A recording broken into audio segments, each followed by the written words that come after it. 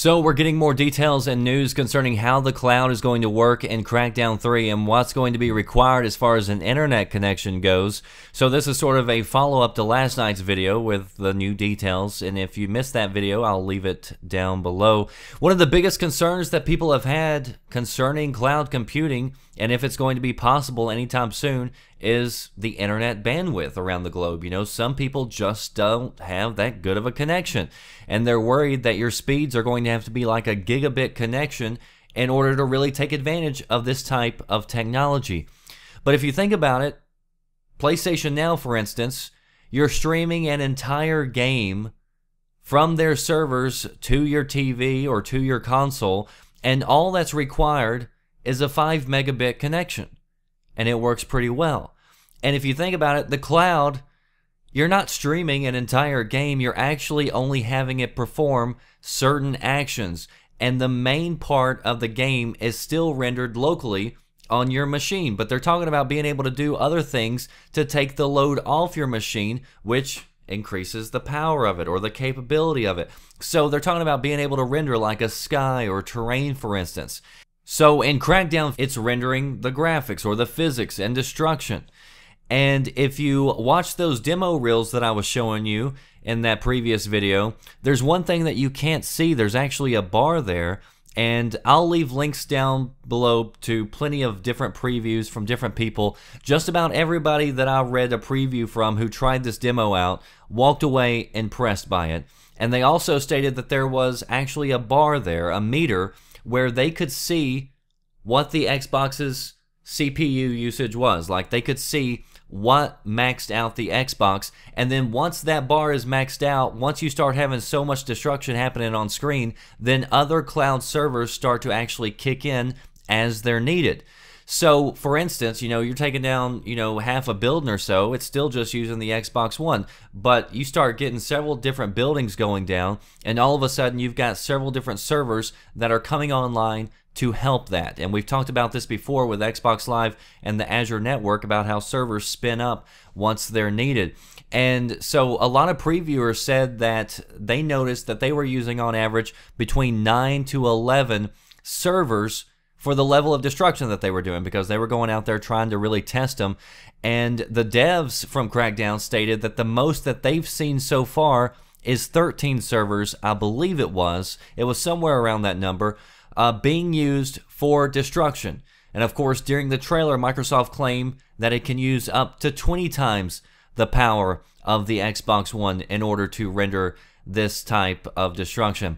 So you would think that something like that would require a major internet connection, but according to the Crackdown devs today, they said that they're optimizing this game so that you only need 2 to 4 megabits in order to use it, which is less than what's required for streaming a full game right now on PlayStation Network.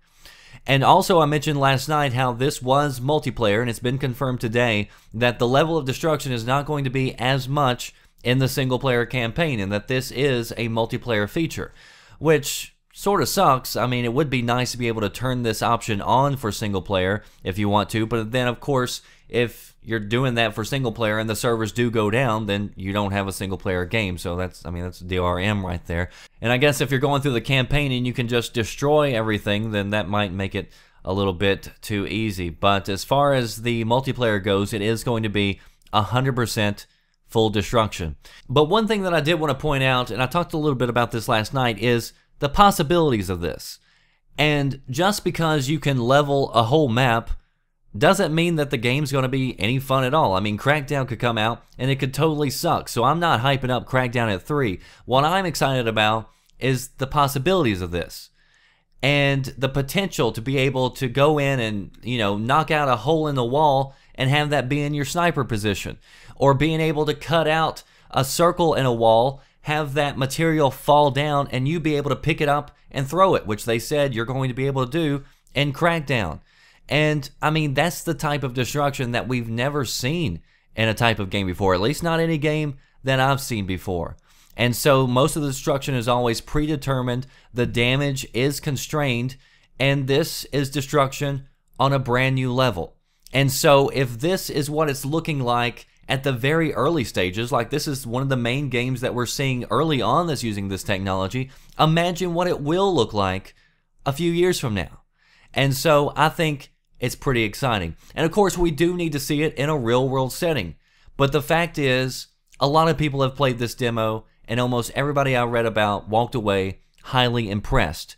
And the fact is, it can be done. And they're showing that it can be done.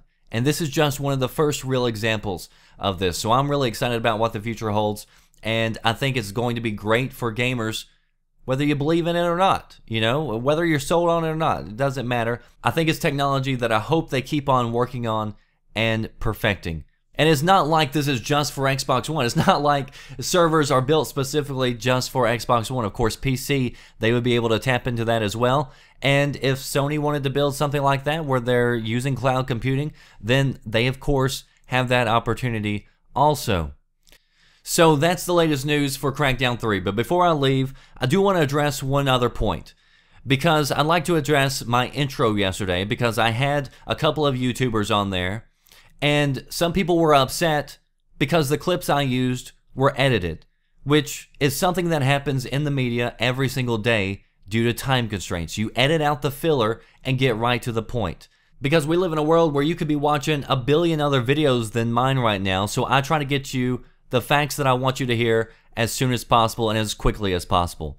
And one of the voices I used flipped out over this, and so to be fair, I wanted to give you the opportunity to hear the entire statement from where I pulled the info from, because some are acting as if I pulled audio from several different places and made him say what I wanted him to say. But I felt the entire context of my video intro is still there. And it was about people downplaying the possibility, questioning why we're even talking about it, laughing at the possibility that cloud computing could do anything to help Xbox One in any sort of way. Whether you're talking about giving it 2 times the power, 3 times the power, 6 or 10 times or 20 times is what Microsoft is claiming now. And the quotes I were using did just that. It was a video laughing at the possibility that Xbox One could give you any benefits of power from cloud computing. They were reading a story which claimed that you could get the power of 3 Xbox Ones thanks to the cloud, and that was hilarious. And so I felt and still feel that the context is the same whether the few extra words are there or not, but some people feel like it's a totally different story with those extra words. So I'm going to play it for you. I'll let you be the judge of that, and I still stand behind everything that I stated in that video. But if I disappointed some of you, then I do apologize, and I'll make it clear next time that there are edits for time constraints. But the fact is, I believe Microsoft has shown that the cloud just isn't a gimmick, just isn't a buzzword. It isn't practical 5 or 10 years from now. I think it's practical today, and I don't believe it's anything that's hilarious in the sense that it's crazy to consider. That is for me, the Red Dragon. I'll see you next time. Thanks for watching. Microsoft claims that cloud computing can provide power of 3 Xbox Ones and 32 Xbox 360s to your local Xbox One. That shit funny to me. So we're just laying into this building now with the rocket launches. You'll see now the bars on the top left, we're up to about 3 times what your Xbox can normally do with physics. So basically we're just using more and more of the cloud on demand as we need it. We're using now like 5 times the compute power of an Xbox One, because once again everything that falls off this is physical and persistent in the world, because we have the memory storage server side to store everything that comes off that building. We're peaking about 9 times your Xbox there. I think we've hit 13 as our record, so the guys aren't trying hard enough obviously to blow stuff up.